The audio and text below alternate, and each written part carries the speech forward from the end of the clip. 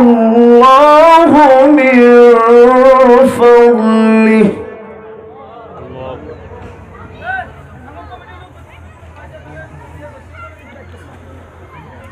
وأعتدنا للكافرين عذابا مهينا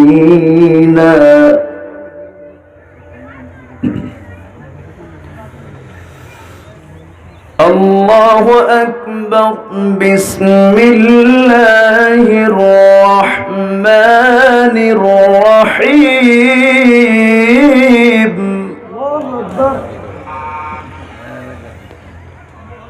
إن الله وملائكته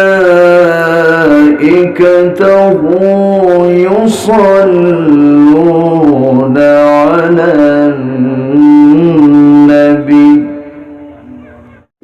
আড়ালে বসে আছেন শ্রদ্ধেয়া সম্মানিতা মা বোনেরা, আলোচনার সূচনায় আনুষ্ঠানিকতার মধ্য দিয়ে আমার পক্ষ থেকে আবারও দিল খোলা সালাম, আসসালামু আলাইকুম ওয়া রাহমাতুল্লাহি ওয়া বারাকাতুহু। আল্লাহ তাআলার অশেষ শুকর যে মহান আল্লাহ সুবহানাহু ওয়া তাআলা আমাকে আপনাকে এমন সুন্দর একটা আয়োজনে, সুন্দর এই গধূলি বেলা, মিষ্টি বিকেলে এমন সুন্দর পরিবেশে বসার তৌফিক দিয়েছেন। শুকর আদায় করছি, বলছি আলহামদুলিল্লাহ। সম্মানিত হাজিরিন, সময় খুবই অল্প, এই প্রোগ্রামটি খুব অল্প সময় আমার নেয়া, মাত্র 3 থেকে 4 দিন আগে আমাকে বলা হলো আমার মূল প্রোগ্রাম আজকে মূলত হচ্ছে নোয়াখালীতে। তো আমি সেখানেই যাব। যাওয়ার পথে আমাকে বলা হলো আমার আনোয়ার ভাই, আমার অত্যন্ত কাছের মানুষ, আমি তারালিয়াতে পরপর 5টা বছর আমি আসি। তো আমার অত্যন্ত কাছের, আমার খুব প্রিয় ভাই, আমার আনোয়ার ভাই, উনি আমাকে বললেন যে আপনি জাস্ট একটু যাওয়ার পথে এই পুকুর পাড়ে এসে একটু সাক্ষাৎ করে যাবেন। আমি যে আসছি, খুশি হয়েছেন তো নাকি?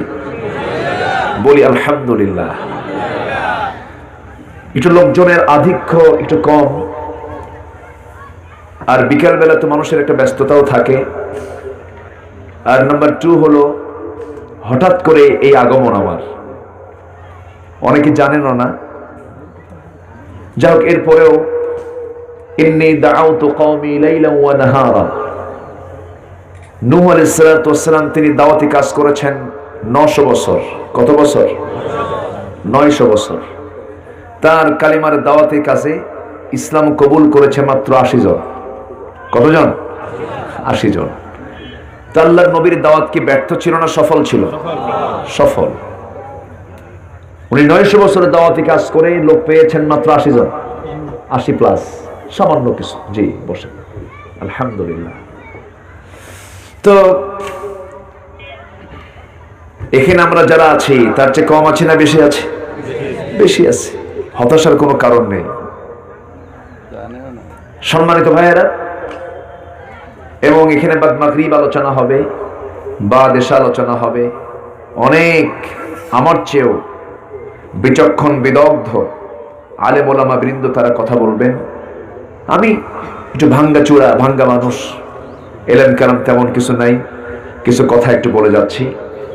আমাকে একটু বলা হয়েছে, হুজুর আপনি একটু আজকে পারিবারিক জীবনের কিছু কথা বলবেন, পারিবারিক সামাজিকতা নিয়ে কিছু কথা আপনি বলবেন। হ্যাঁ, এটা দরকার।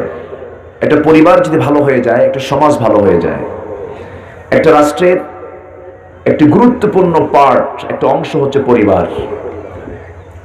আমরা সবাই যদি পারিবারিক জীবনে ইসলামটাকে ফিরে আনি, ইসলামটাকে যদি প্রতিষ্ঠিত করে ফেলি, সমাজ ভালো হয়ে যাবে। একটা পরিবার ভালো হলে সমাজ ভালো হয়, সমাজ ভালো হলে একটা রাষ্ট্র, একটা জাতি সুন্দর একটা জাতিতে রূপ নিতে পারবে। এজন্য আল্লাহ তাআলা অনেক সামাজিক কথাও বলেছেন কোরআনে কারীমের ভিতরে। পারিবারিক বক্তব্য তো আছেই, এর মধ্যে কি নাই? সবই তো আছে। পারিবারিক সূরার ভিতর অন্যতম সূরা হলো সূরাতুল হুজুরাত, সূরা লোকমান, সূরা নূর। এই সমস্ত সূরাগুলো আমরা একটু পড়ার চেষ্টা করব। আমরা তো ক্ষণিক সময় নিয়ে বসেছি, দেখি কি বলা যায়। একটা পরিবারে অবস্থান করে হলো, মূলত একটা পরিবার শুরু থেকে গড়ে ওঠে হলো স্বামী স্ত্রীর মধ্য দিয়ে।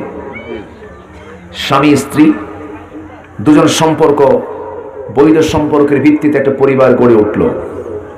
যেমন করে প্রথম পরিবার গড়ে উঠেছিল দুজন স্বামী স্ত্রী, আদম এবং হাওয়া, এবং তারা সংসার গড়েছিলেন দুনিয়াতে আগে না জান্নাতে আগে? এখান থেকে একটা বিষয় ফাইন্ড আউট হয়ে গেল, আমাদের বাপের ভিটা কোথায়? জান্নাত। আমাদের বাপের ভিটা কোথায়? জান্নাতে। এই যে একটা পরিবার গড়ে উঠলো, এই পরিবার ট্রান্সফার হয়ে দুনিয়াতে আসলো। উনি 1000 বছর বাঁচলেন। কত হাজার বছর? 1000 বছর। আমরা কতদিন বাঁচি? 60, 70, 80, 90, না হয় 100 বছর।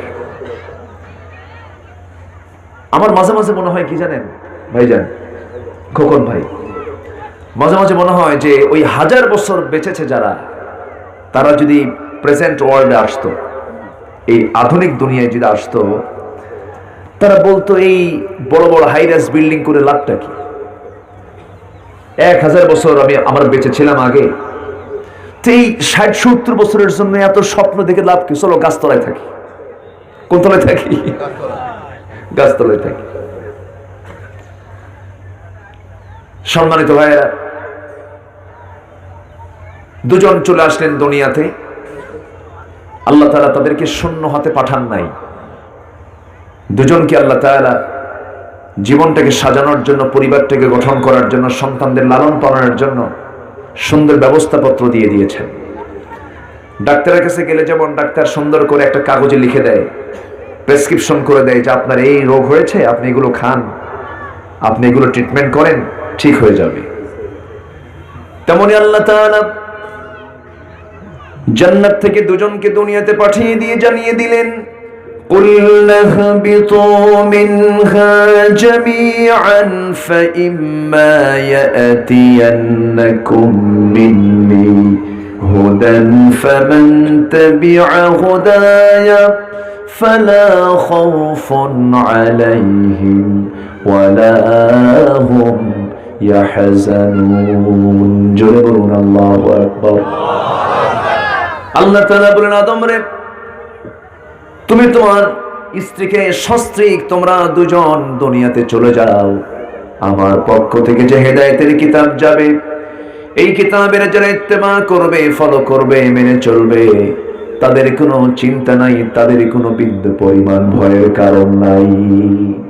আল্লাহ তাআলা তাকে আশার বাণী শুনিয়ে দিলেন। চলে আসলেন দুনিয়াতে। আল্লাহ তাআলার সাথে সাথে তাকে আসমানি কিতাব দিয়ে দিলেন। তাহলে পৃথিবীর প্রথম মানুষ কিতাব ছাড়া না কিতাবওয়ালা? তাহলে পৃথিবীর প্রথম মানুষটাই কি মূর্খ না শিক্ষিত? বলেন বলেন বলেন। পৃথিবীর প্রথম মানুষ কি সাধারণ মানুষ না অসাধারণ মানুষ? পৃথিবীর প্রথম মানুষ কি সাধারণ মানুষ না একজন বিজ্ঞানী? পৃথিবীর প্রথম মানুষ কি একজন সাধারণ জ্ঞানী না মহাজ্ঞানী? মহাজ্ঞানী। ওয়াল্লামা আদম আল আসমাআ কুল্লাহা। আল্লাহ তাআলা আদম আলাইহিস সালাতু ওয়াস সালামকে পৃথিবীর সকল কিছুর নামের শিক্ষা দিয়েছেন। এরকম শিক্ষা পৃথিবীর কেউ পায় নাই। পৃথিবীতে আজ কিয়ামত পর্যন্ত এত জ্ঞানী কেউ আসবে না। ওয়াল্লামা আদম আল আসমাআ কুল্লাহা। পৃথিবীর সকল কিছুর নামের শিক্ষা দিয়েছেন আল্লাহ তাআলা আদমকে। পৃথিবীর সকল কিছুর নাম কি মানুষ জানে? বলেন, জানে? এখন পর্যন্ত কেউ জানে? কেউ কারো পক্ষে কি জানা সম্ভব? সম্ভব না। অতএব পৃথিবীর প্রথম মানুষ আমাদের আব্বাজান ছিলেন সবচেয়ে জ্ঞানী মানুষ।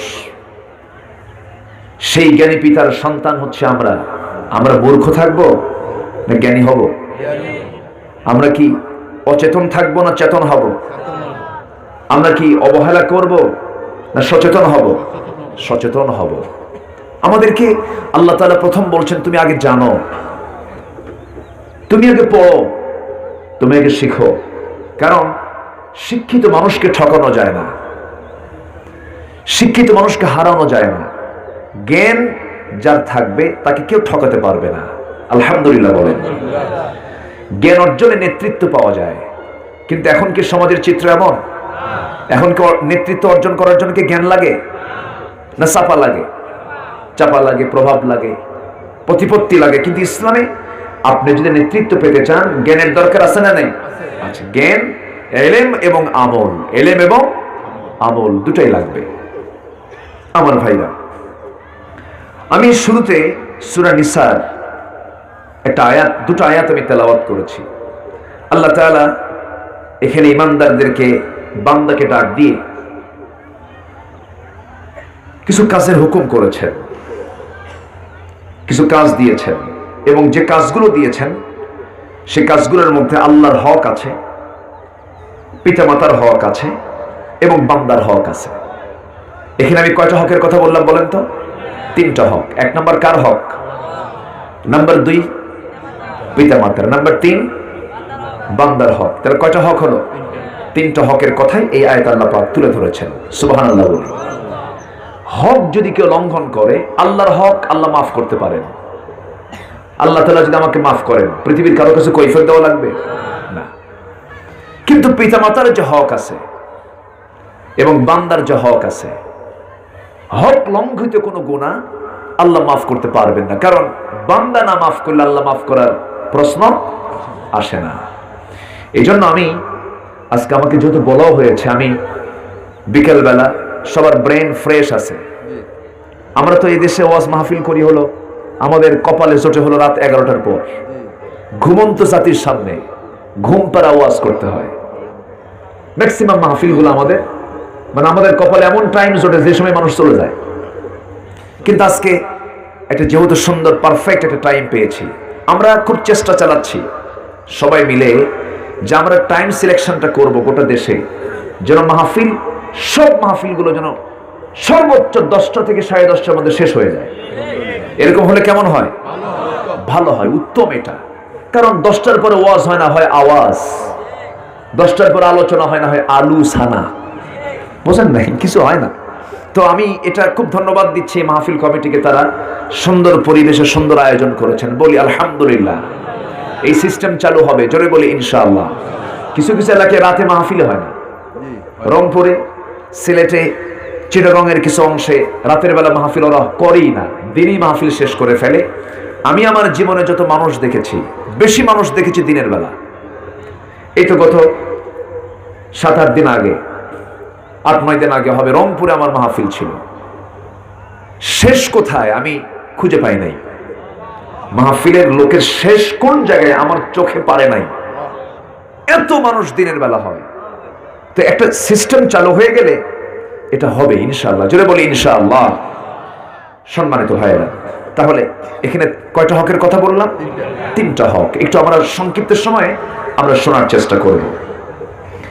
আল্লাহ তাআলা বলেন, ওয়া'বুদুল্লাহা ওয়া লা তুশরিকু বিহি শাইআন ওয়া বিল ওয়ালিদাইনি ইহসানান ওয়া বিযিল কুরবা واليتامى والمساكين والجار ذي القربى والجار الجنب والصاحب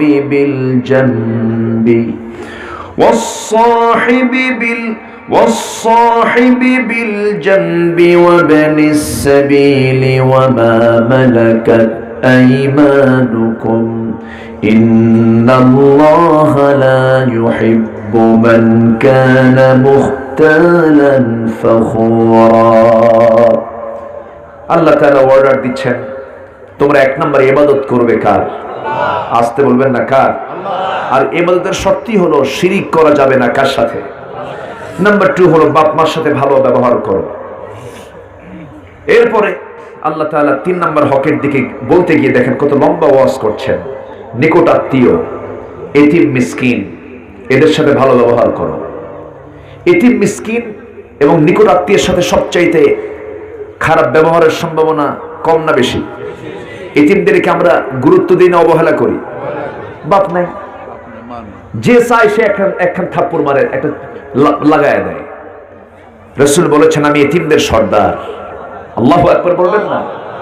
এতিমের মাথায় যে হাত বুলায় দেবে স্নেহের পরশ দিয়ে, মাথায় যত চুল, প্রত্যেকটা চুল একটা করে নেকি তার আমলনামায় দেওয়া হবে। তাহলে আমার রাসূল শুধু এতিম একদিকের ছিলেন না, দুই দিকের এতিমই ছিলেন।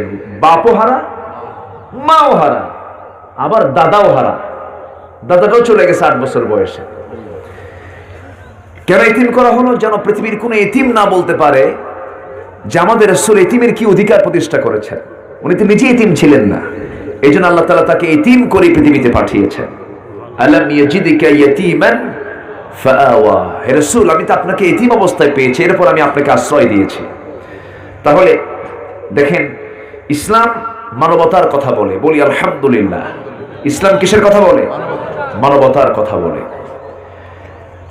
নিকটতম আত্মীয় স্বজনদের সাথে দেখবেন দূরবর্তী, কেমন ধর্মের আত্মীয় এরকম আছে নাকি এলাকায়?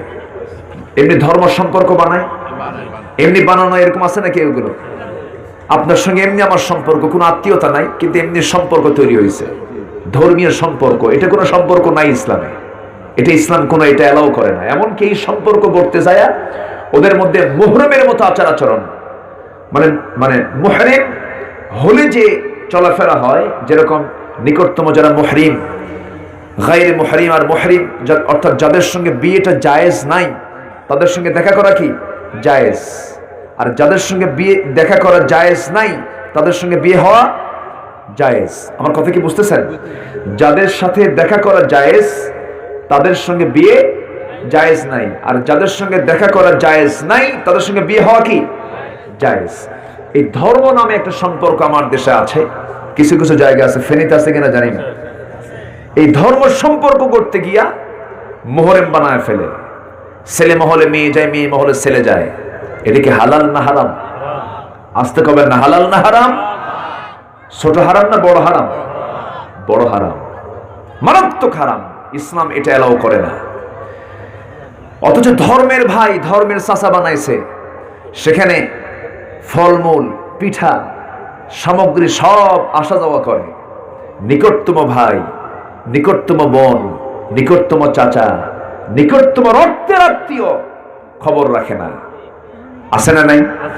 আছে। আল্লাহ তাআলা ওগুলো চান না নিকটতম চান? নিকটতম চান। নিকটতম আত্মীয়ের সাথে তুমি সুন্দর আচরণ করো। জি,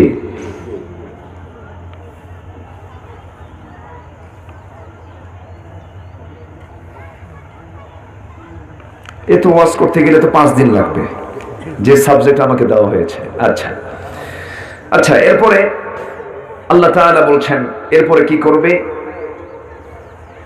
ওয়াসসাহিবি বিল জামবি ওয়া বিনিস সাবিল, আত্মীয় প্রতিবেশী, অনাত্মীয় প্রতিবেশী এবং পার্শ্ব সাথী, আত্মীয়ের আত্মীয় তার প্রতিবেশী, তাদের সাথে তুমি ভালো আচরণ করো। ওয়া বিনিস সাবিল, এবং মুসাফির যারা, পথিক যারা, তাদেরও তোমরা হক আদায় করো। আচ্ছা, তাহলে আল্লাহ তাআলা এই জায়গায় কোনো কিছুই কিন্তু বাদ দেননি, এবং তোমাদের ভিতরে যারা মালিকানাধীন বাদী গোলামদের প্রতি সদয় ব্যবহার করবে। আল্লাহ তাআলা 3টা কাজ করলে ডাবল পুরস্কার দিবেন।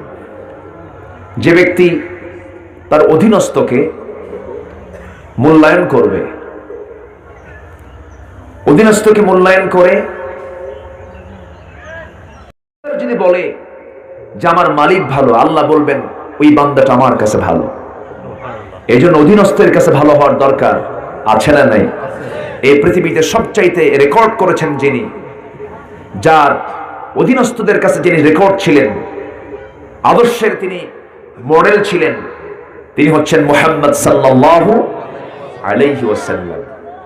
তার কোন আত্মীয়, তার কোন অধীনস্থ, তার কোন খাদেম, তার কোন বন্ধু, তার কোন স্ত্রী কেউ বলতে পারবে না রাসূলের এই সাইটটা অপূর্ণ ছিল। আল্লাহু আকবার বলেন। আমরা তো সেই নবীর উম্মত, আমাদের এই ক্ষেত্রে সচেতন হওয়ার দরকার আছে না নাই? আসতে বলবেন না, আছে না নাই? আচ্ছা আমার ভাইয়েরা, একটু কান লাগাই, মনোযোগ দিয়ে শোনার চেষ্টা করি। আল্লাহ তাআলা সুন্দর করে বলছেন, বান্দা এই তিনটা হক তুমি সুন্দর করে আদায় করবে। এক নম্বর হচ্ছে আমার হক। আল্লাহ সুন্দর করে বলছেন, ওয়া'বুদুল্লাহা ওয়া লা তুশরিকু বিহি শাইআন ওয়া বিল ওয়ালিদাইনি ইহসানা।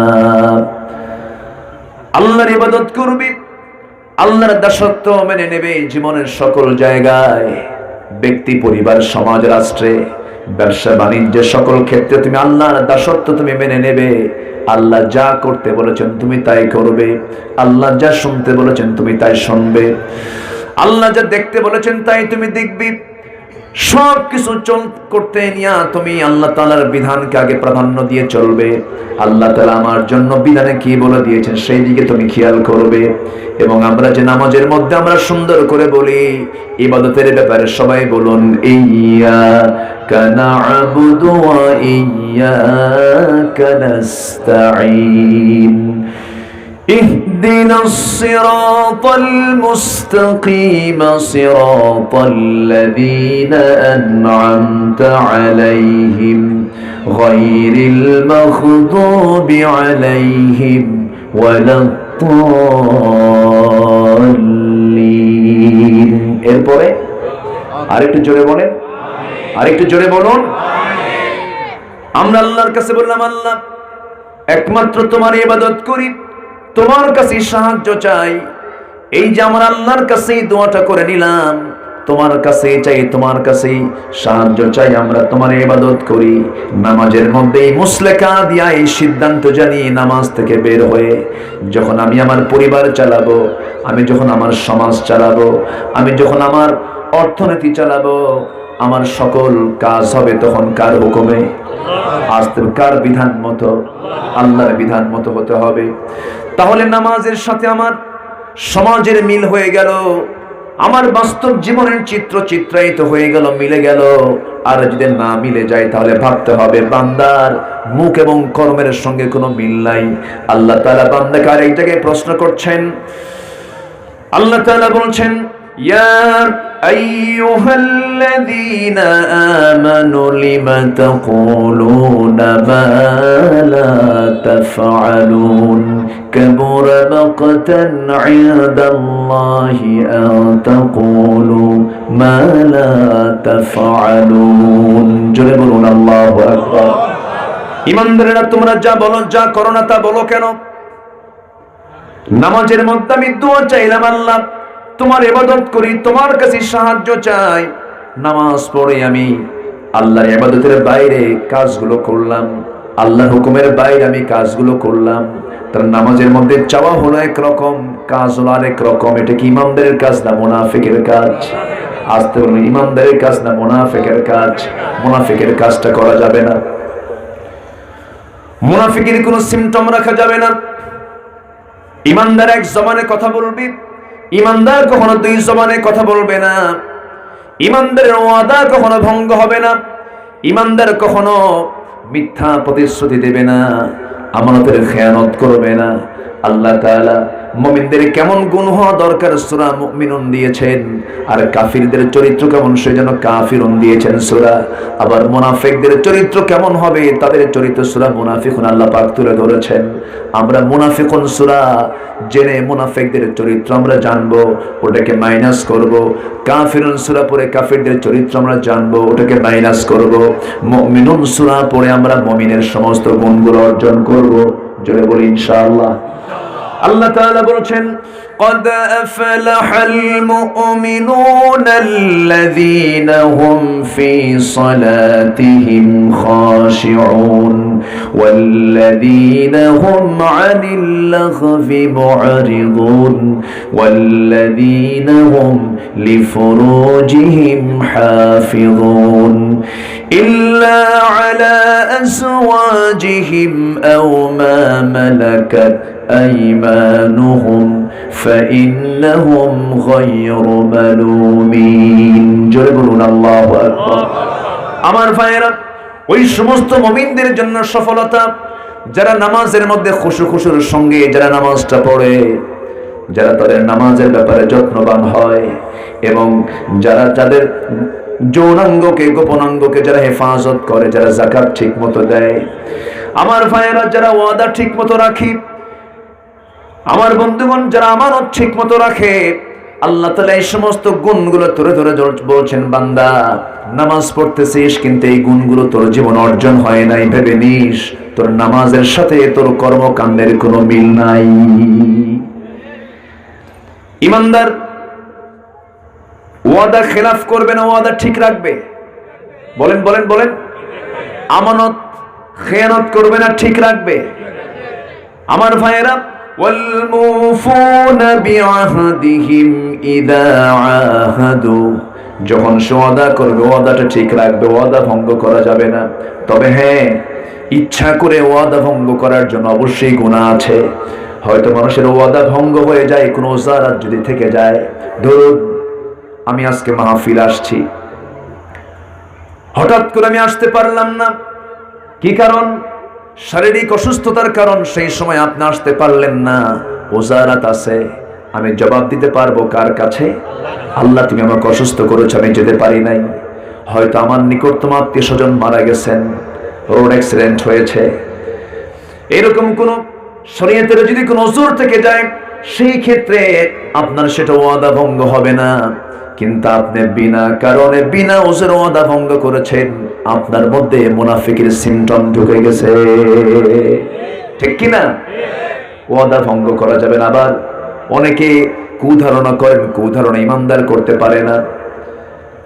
ওই লোকটার মধ্যে এই গন্ধটা নাই, অথচ আমি তাকে নিয়ে এরকম সন্দেহ করছি। আমার নবীজি রাস্তায় চলতে নিয়ে এক নারীর দিকে তাকায় থাকলেন। অনেকক্ষণ ধরে নারীর দিকে তাকানো দেখে সাহাবীরা অনুমান করলেন, আহারে রাসূল একটা মহিলার দিকে তাকায় আছেন, এটা কেমন কথা হলো? ভিতরে ভিতরে ভালো চিন্তা না খারাপ চিন্তা? এটা খারাপ চিন্তা ঢুকে গেছে। কিছুক্ষণ পর রাসূলকে বলা হলো, ইয়া রাসূলুল্লাহি, কেমন যেন মনে হচ্ছে আপনাকে একটু প্রশ্ন করিয়ে ফেললাম, আপনি তাকায় থাকলেন কেন? রাসূল বলছেন, ও সাহাবী, দেখো তো, খবর নিয়ে দেখো তো ওই মহিলা বেঁচে আছে নাকি। বলা হলো, ইয়া রাসূলুল্লাহ, ওই মহিলা তো বেঁচে নাই। রাসূল বললেন, ও সাহাবীরা, তোমরা যা দেখো না আমি তা দেখি, তোমরা যা শোনো না আমি তা শুনি, তোমরা যা বুঝো না আমি তা বুঝি। আমি তো ওই মহিলার দিকে তাকায় তাকায় আমি থাকি নাই, ওই মহিলার সামনে মালাকুল মউত সামনে দাঁড়ায়া ছিল, তার জানটা কবজ করবে। মালাকুল মউতকে দেখতেছি আর লক্ষ্য করছি বারবার কেমনে তার জানটা কবজ হয়ে যায়। আমার বন্ধুগণ, এই জন্য আমরা অনুমান করে কাউকে নেগেটিভ ভাববো না। আমরা সবসময় একটা মানুষের ব্যাপারে নেগেটিভ চিন্তা করবো না, পজিটিভ ভাববো, পজিটিভ ভাববো, তাহলে সমাজটা ভালো হয়ে যাবে। কুধারণা পোষণ কখনো ঠিক নয়। ইমানদারদের জীবনে এই সমস্ত গুণগুলো যদি না থাকে, ভাবতে হবে যার মধ্যে গীবতের চর্চা বেশি সে কি সঠিক ইমানদার হতে পারে নাকি? গীবতের চর্চা আমরা করব না। এখন তো ফেসবুক মানে কিসের কিসের কারবার? বলেন, কিসের কারবার? বলে আগে চলতো মুখে মুখে, এখন চলে লিখে লিখে। আগে চলতো কি মুখে মুখে, এখন চলে কি লিখে লিখে। এখন একটু আধুনিক হয়ে গেছে, মডার্ন হয়ে গেছে।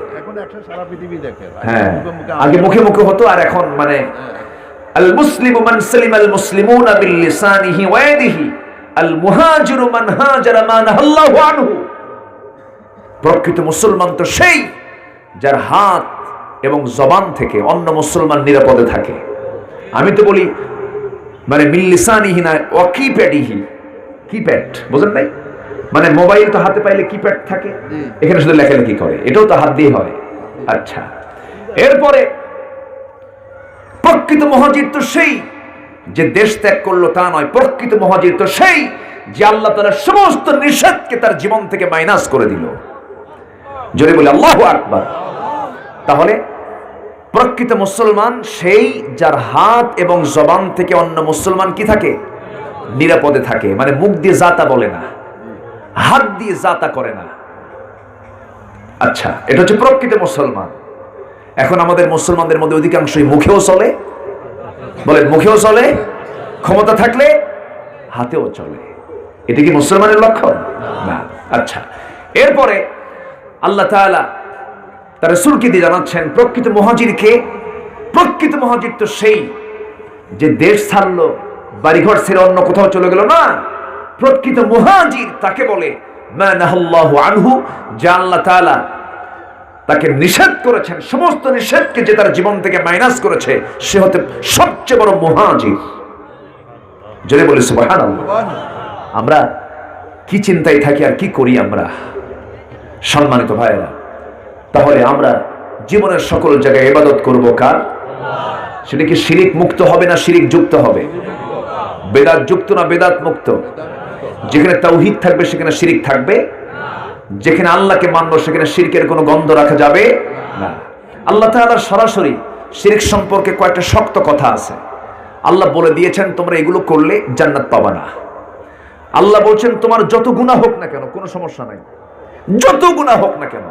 আল্লাহ কত উদার দেখেন, তোমার গুনাহ আনানাস সামা, আকাশ ছেয়ে গেছে, বিকরাবিল আরদিল খাতায়া, গোটা জমিন ছেয়ে গেছে, কোনো সমস্যা নাই।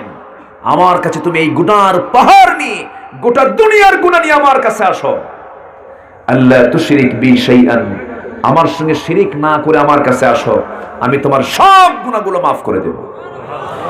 জোরে বলি সুবহানাল্লাহ। তাহলে একটা বিষয় ফাইন্ড আউট হয়ে গেল, স্পষ্ট হলো কোন গুনাহটা সবচাইতে মারাত্মক। বলেন কিসের গুনাহ? শিরক করো না, বিদআত করো না, শিরক করো না, বিদআত করো না, আল্লাহ ছাড়া কারো কাছে মাথা নত করো না, শিরক করো না, বিদআত করো না। পীরের পূজা গোরের পূজা ইসলামেতে নাই, তবু মানুষ আল্লাহ ছাড়া মাথা যে নোয়ায়। আল্লাহর কোরআন নবীর হাদিস ছাড়া কিছুই মেনো না, শিরক করো না, বিদআত করো না, আল্লাহ ছাড়া কারো কাছে মাথা নত করো না। পীরের পূজা গোরের পূজা ইসলামেতে নাই, তবু মানুষ আল্লাহ ছাড়া মাথা যে নোয়ায়। আল্লাহর কোরআন নবীর হাদিস ছাড়া কিছুই মেনো না, শিরক করো না, বিদআত করো না, আল্লাহ ছাড়া কারো কাছে মাথা নত করো না। জোরে বলি আমিন, আরো জোরে আমিন। আমার দেশে এখন পীর বেশি না মুরিদ বেশি? পীরই বেশি। এত পীর আমার দেশে, সালা পীর, তেনা পীর, ন্যাংটা পীর, বদনা পীর, আছে না নাই? পীর শব্দকে ওরা কলঙ্কিত করেছে। আমি পীরকে খুব সম্মান করি, কারণ আমার ইসলাম তো পেয়েছি পীরদের মাধ্যম দিয়ে, আলহামদুলিল্লাহ বলেন। পীর মানে হলো শিক্ষক। পীর মানে কি? পীর মানে হচ্ছে টিচার। পীর মানে হলো শায়েখ। আরবিতে বলা হয় শায়েখ, ফার্সিতে বলা হয় হচ্ছে পীর, বাংলায় বলে শিক্ষক, আরবিতে আরেক শব্দ হচ্ছে মুআল্লিম। বুইসতু মুআল্লিমান, রাসূল বলেছেন আমি দুনিয়াতে শিক্ষক হিসেবে প্রেরিত হয়েছি। পীর তো শিক্ষক, পীর তো গাইড। কিন্তু সেই পীর যদি গাঁজা খায় শীত হয়ে পড়ে থাকে, ওটা আবার কিসের শিক্ষক আমার, ঠিক কিনা? বাস সংক্ষিপ্ত করে একটু বলে দিলাম। সম্মানিত ভাইয়েরা, আল্লাহ তাআলা বলছেন শিরিক যে করবে হারামাল্লাহু আলাইহিল জান্নাহ, তার জন্য জান্নাত হারাম। তার জন্য জান্নাত কি? হারাম। কার কথা বলেন? তার কথার উপরে আর কোনো কথা চলবে? যদি কেউ বলে কেন হারাম, কি জন্য হারাম, আর কোনো কথা চলবে? এখানে কোনো আপিল চলবে? যে ব্যক্তি শিরিক করবে ফাকাদ হারামাল্লাহু আলাইহিল জান্নাহ, তার জন্য জান্নাত হারাম, জান্নাত সে পাবেই না। আচ্ছা, আবার আরেক জায়গায় বলছেন যে ব্যক্তি শিরিক করবে তার সমস্ত আমলকে বাজেয়াপ্ত করা হবে। ধরেন এক বোতল পানি আছে, এর মধ্যে বোতলটা খুলে আপনি যদি 1 ফোঁটা ডিজেল দিলেন, পানি তো খাওয়া যাবে? মাশাআল্লাহ, খাওয়া যাবে?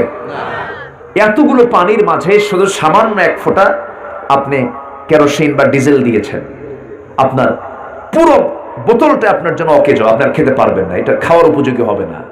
ঠিক তেমনি গোটা জীবনে আপনি বহু আমল করেছেন, দান সদকা, তারপরে নামাজ রোজা তাহাজ্জুদ জিকির আজকার সব করেছেন, কিন্তু শিরিক করেছেন। ওই শিরিক করার কারণে সমস্ত আমলগুলো বাজেয়াপ্ত। কার কথা? আসতে বলবেন না, কার কথা? এজন্য অন্তত আমরা শিরিক মুক্ত জীবন গড়ব। জোরে বলি ইনশাআল্লাহ। কোন ব্যক্তি পূজা করব না, কোন ব্যক্তির অন্ধ আনুগত্য করা যাবে না। ওই ব্যক্তি আমার সবকিছু না। আল্লাহ তাআলা বলেছেন আতিউল্লাহ ওয়া আতিউর রাসূল ওয়া উলিল আমরি মিনকুম ফাইন তানাযা'তুম ফি শাইইন ফারুদ্দুহু ইলাল্লাহি ওয়ার রাসূল। জোরে বলুন আল্লাহু আকবার। তোমরা আল্লাহর আনুগত্য করবে, নবীর আনুগত্য করবে। তোমাদের মধ্যে যারা আমির, তোমাদের মধ্যে যারা নেতা, তাদের তোমরা আনুগত্য করবে। তবে তুমি যদি দেখতে পাও তাদের মধ্যে ইসলাম বিরোধী কোনো কর্মকাণ্ড দেখা যাচ্ছে, সেই সময় তুমি ফিরে যাবে দুজনের দিকে। এক নাম্বার কে? আসতে বলবেন না কে? নাম্বার 2 হচ্ছে মুহাম্মদ সাল্লাল্লাহু। এই দুই জায়গা আনুগত্য করতে হবে, নিঃশর্ত আনুগত্য। কি আনুগত্য? নিঃশর্ত আনুগত্য। কারণ তারা হচ্ছেন মিয়ারে হক, সত্যের মাপকাঠি। সেই জায়গায় কোনো আপিল চলবে না। আল্লাহ যা বলেছেন কোনো কস দেখানো যাবে না, রাসূল যা বলেছেন কোনো কস দেখানো যাবে। কিন্তু আমার আপনার নেতা যদি কথা বলতে নিয়ে যদি রাসূলের বিরুদ্ধে কথা কয়, তখন কি মানা যাবে? আসতে মানা যাবে? আমি মসজিদের ইমামকে মানবো ততক্ষণ যতক্ষণ আমার ইমাম আল্লাহকে মানবেন। আমার ইমামকে মানবো ততক্ষণ যতক্ষণ তিনি মানবেন আমার রাসূলকে। সেই ইমাম আল্লাহকে মানবেন না, রাসূলকে মানবেন না, আমিও মানবো না। শুধু নামাজে কেন, সমাজেও এটা দেখার দরকার আছে না নাই? আসতে বলবেন না, আছে না নাই? সমাজেও এটা মানতে হবে, খেয়াল করতে হবে। এগুলোর নামই হচ্ছে দাসত্ব, এটার নাম হচ্ছে ইবাদত। ওয়া'বুদুল্লাহ, আল্লাহর ইবাদত করো। ওয়ালা তুশরিকু বিহি শাইআন, আল্লাহর সাথে কোনো শরীক করো না, শিরিক স্থাপন করো না। আল্লাহ তাআলা সব মাফ করবেন, কিন্তু শিরকের গুনাহ ওয়া ইয়াগফিরু মা দুনা যালিকা লিমান ইয়াশা। আমার ভাইয়েরা, আমার বন্ধুগণ, এই পৃথিবীর একজন মডেল ছিলেন, মডেল পিতা ছিলেন। একটা সংসার গড়ে ওঠে স্বামী স্ত্রীর মধ্য দিয়া। কি স্বামী ছিলেন, কি বাবা ছিলেন! একজন ব্যক্তি লোকমান। লোকমান তার সন্তানদেরকে যত নসিহত করেছেন, সকল নসিহতগুলো আল্লাহ তাআলা কোরআনে কোট করে দিয়েছেন। একটা নসিহত বাদ দেওয়া হয় নাই। তার নসিহত আল্লাহর কাছে খুব পছন্দ হয়েছিল। দুঃখ লাগে, আমরা সন্তানদেরকে বড় বড় জজ বানাই, ব্যারিস্টার বানাই, বড় বড় শিক্ষিত বানাই, ডাক্তার বানাই, ইঞ্জিনিয়ার বানাই, কিন্তু ছোট্টবেলায় যদি লোকমানের মতো 13টা নসিহত সন্তানদেরকে দিতাম, আল্লাহর কসম এই সমাজে অসভ্য সন্তান পয়দা হতো না। শিক্ষিত দুষ্ট কিছু আছে না নাই?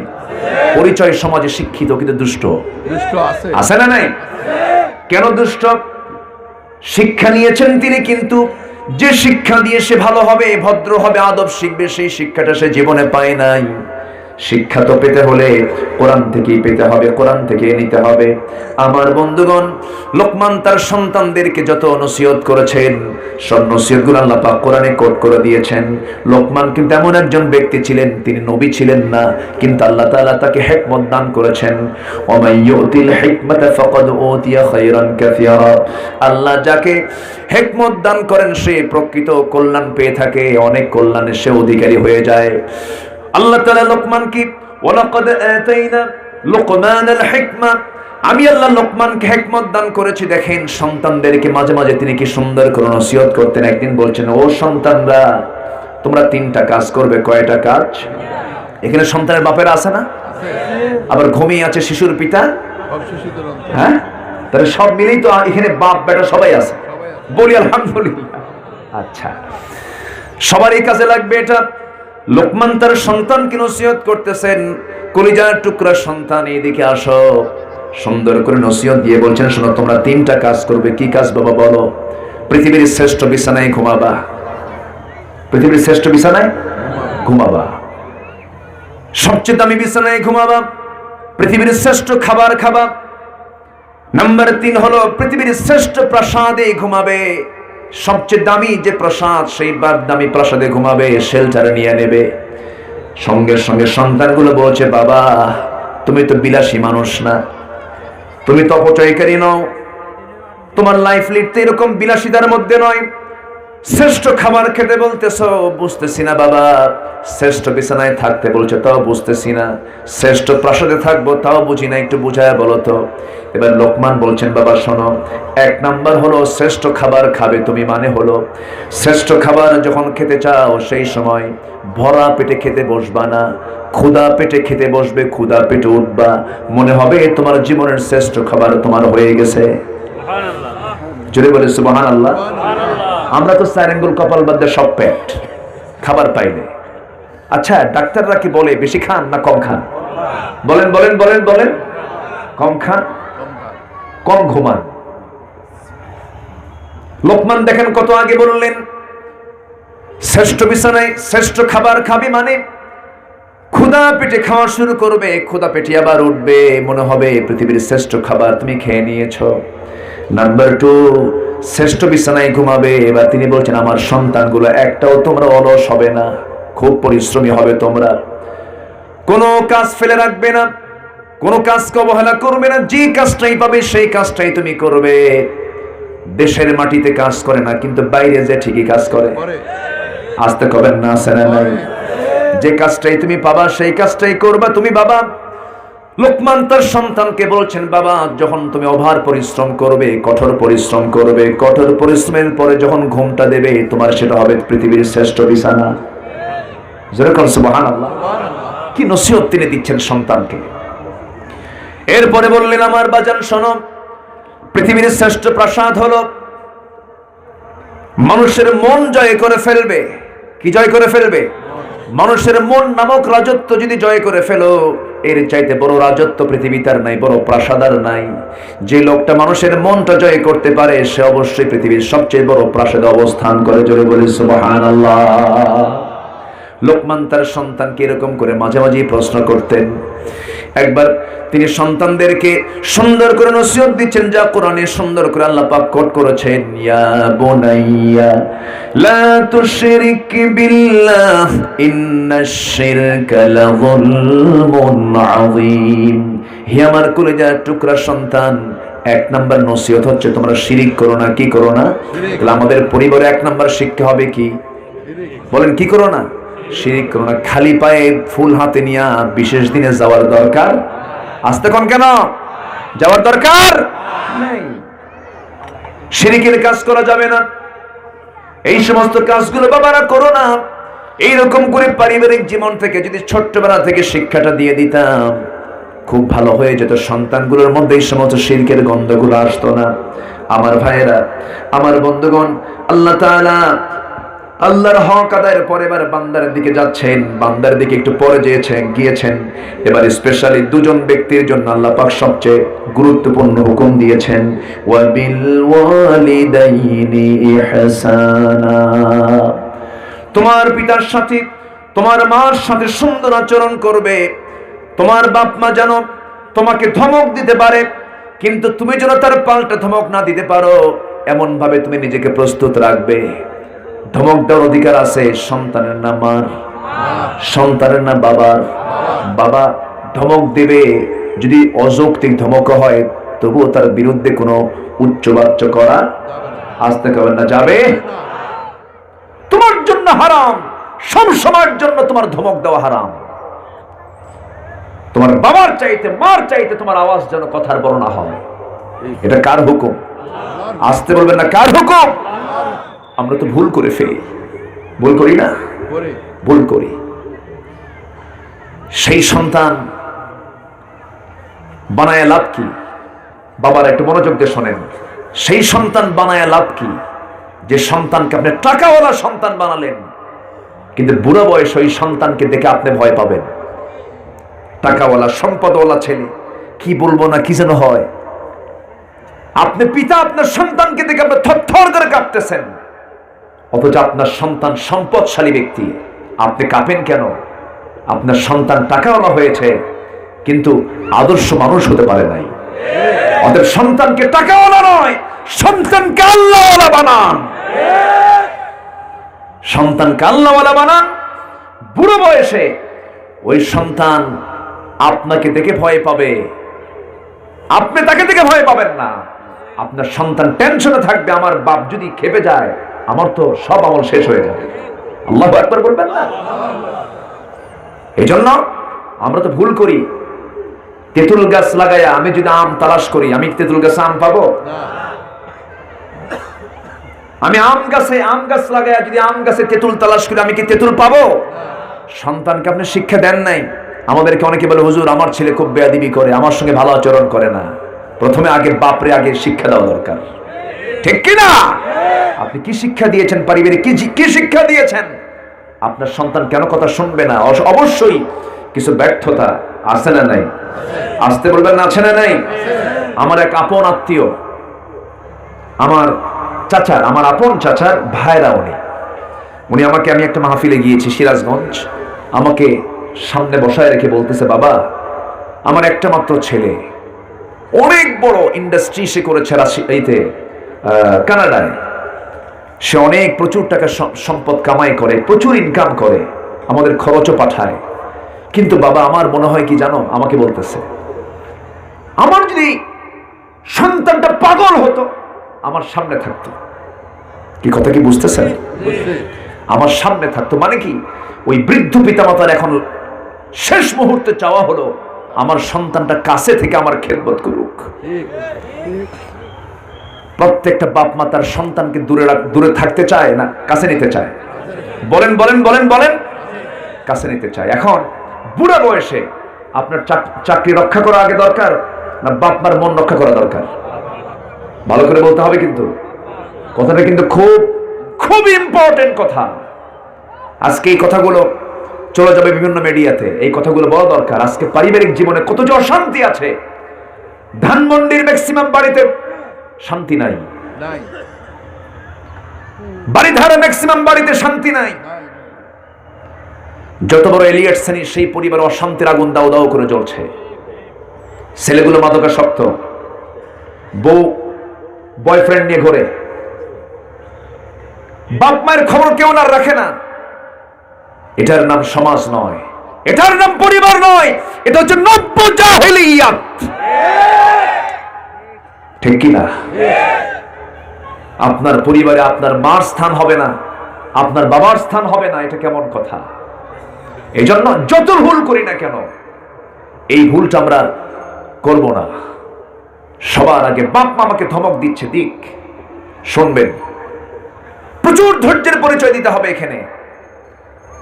এক সাহাবী এসে রাসূলকে বলছেন, দুজন সাহাবী, এক সাহাবী এসে বলছেন, হুজুর আমার আম্মা আজকে আমাকে মারছে।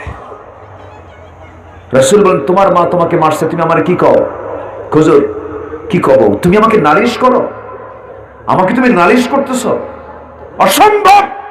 সেকেন্ডেতে তুমি আমাকে এই জাতীয় কোনো কথা বলবা না। তোমার মা তোমাকে মারছে, আমি কি করব? আমি তোমার জন্য এতটুকু করতে পারি, তোমার মার জন্য আমি দোয়া করতে পারি। তোমার মার কোনো বিচার তুমি আমার সামনে নিয়ে আসবা না।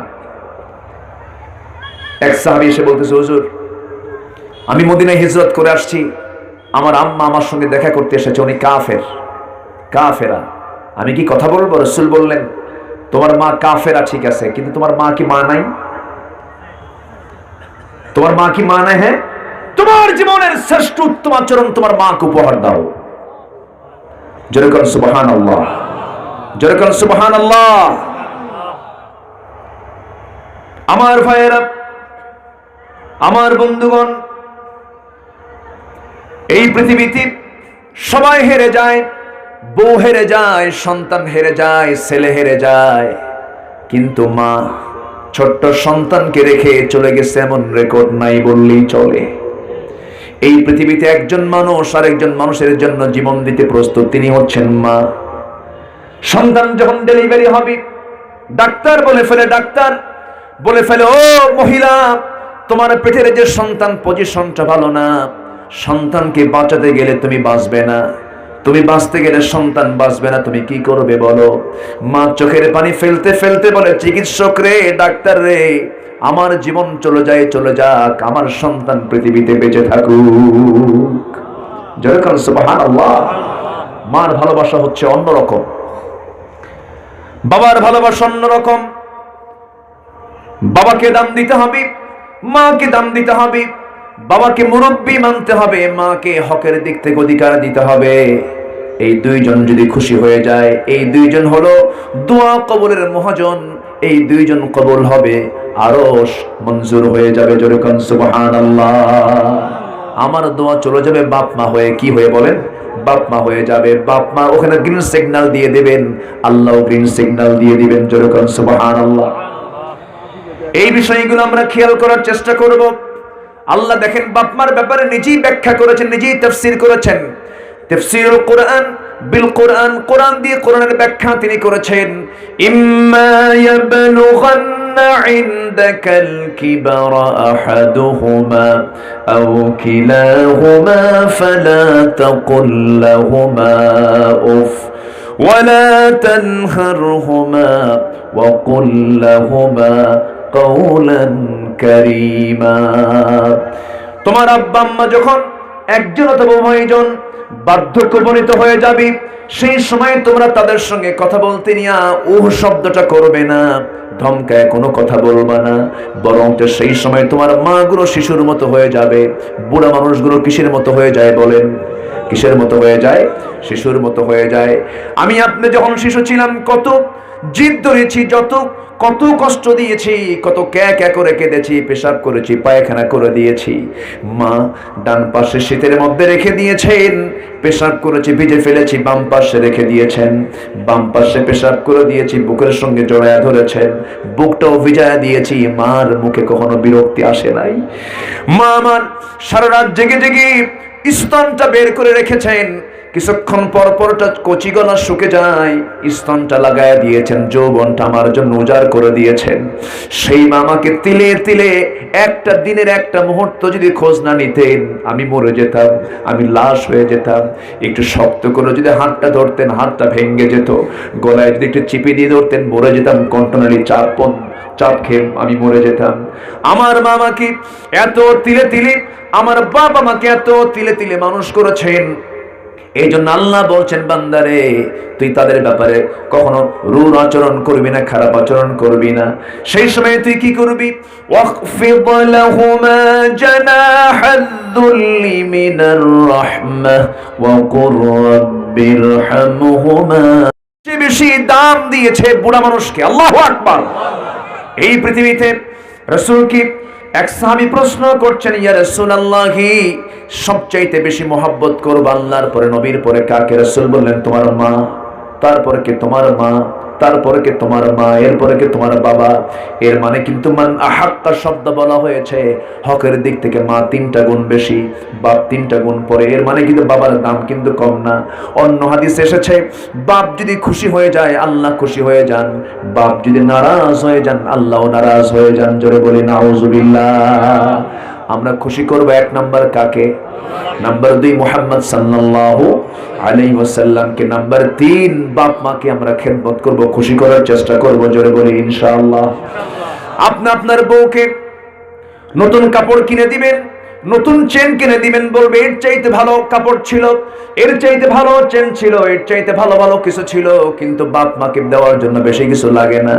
আপনি শুধু বাপ মাকে খুশি করে, মনটা খুশি করে ছোট্ট একটা কাপড়ও যদি দিয়ে দেন, মা ওই কাপড়টা নিয়ে ওকে দেখায়, বলে দেখ আমার বাজান আমাকে কত ভালোবাসে। এই জন্য আমার ভাইয়েরা, সেই বাপ মার দিকে আমরা সদয় হওয়ার চেষ্টা করব।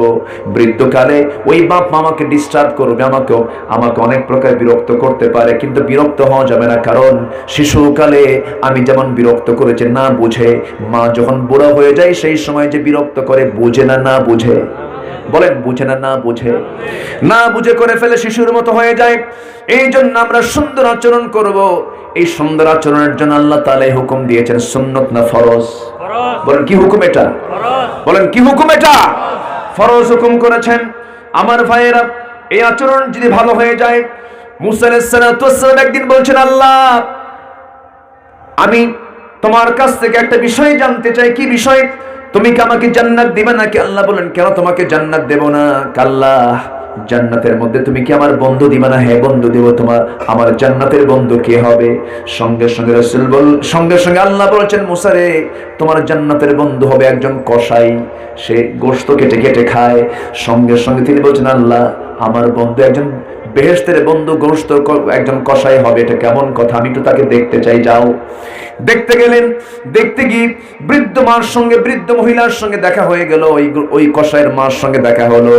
কসাইয়ের মাকে দোলনার মধ্যে দোল খেতেছেন। তিনি গিয়ে বলছেন, আপনি কি অমুকের মা নাকি? হ্যাঁ। আপনার ছেলেটা কেমন? খুব ভালো। এবার মুসা টেস্ট করে বলছেন, আমার জানা মতে আপনার ছেলে তো ভালো না, আপনার ছেলে মানে দুষ্ট মানুষ। সঙ্গে সঙ্গে বৃদ্ধা মা খেপে গিয়ে চোখ রাঙিয়ে বলছে, এই যুবক, তুমি কার বিরুদ্ধে কথা বলো? আমার সন্তান আজকে রাত থেকে সকাল পর্যন্ত কি করেছে শোনো। আমি বুড়া মানুষ, রাতের বেলা বিছানায় পেশাব করেছি, সেই পেশাব সে সাফ করেছে, পরিষ্কার করেছি, আমাকে গোসল করায় দিয়েছে, মাথায় তেল দিয়ে দিয়েছে, আমাকে নিজে গোশতের ভুনা করে, আমাকে একটা প্রাণীর সবচেয়ে গুরুত্বপূর্ণ অংশ করে যেটা ভুনা করে আমাকে খাওয়াইয়া দিয়েছে। এরপরে বলেছে, মা, আমার তো ব্যবসা করা দরকার, আমার তো টাকা রোজগার করা দরকার, তোমাকে দোলনায় দোল দিয়ে যায়, সন্ধ্যাবেলা আবার আসবো, তোমার খেদমত করে ফেলবো।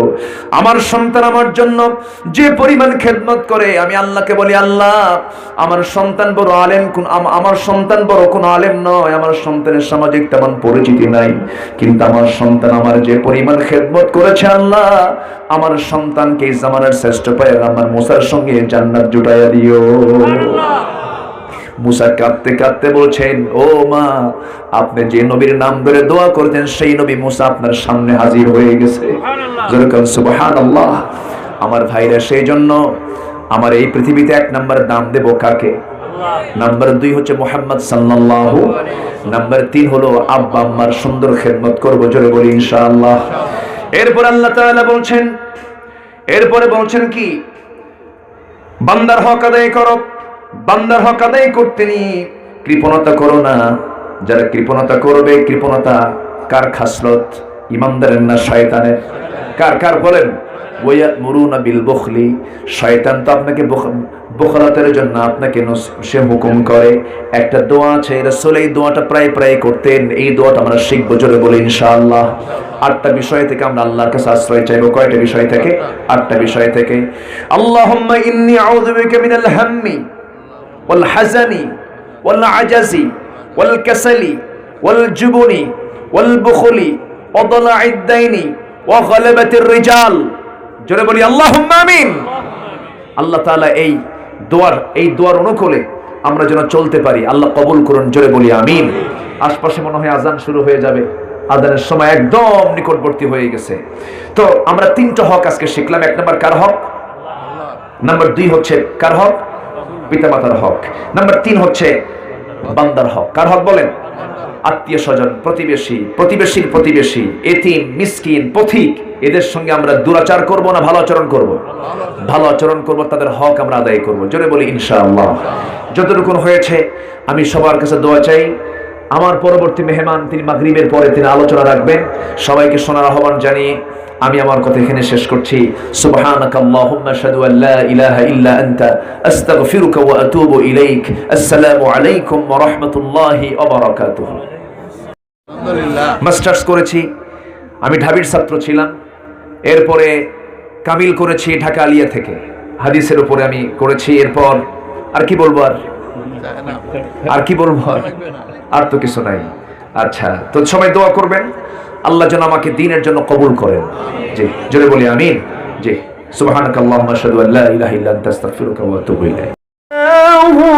আল্লাহু মিন ফাদলিহি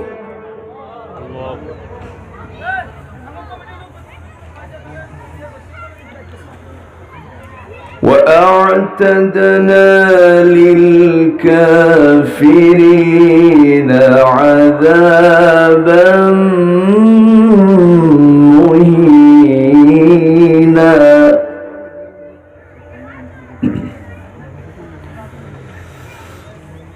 الله أكبر.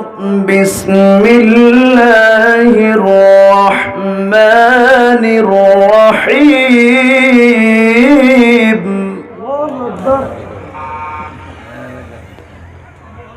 إن الله وملائكته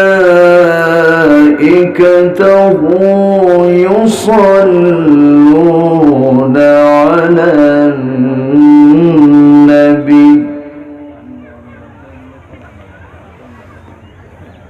يا أيها الذين آمنوا صلوا عليه وسلموا تسليما اللهم صل على سيدنا مولانا محمد وعلى آل سيدنا مولانا محمد সবাই বলুন বালাগাল উলা বিকামালিহি كشف التجى بجماله حصلت جميع خصاله صلوا سورة يوسف بداري حكمة لقمان ما قاری قرآن باری یہ دل ساد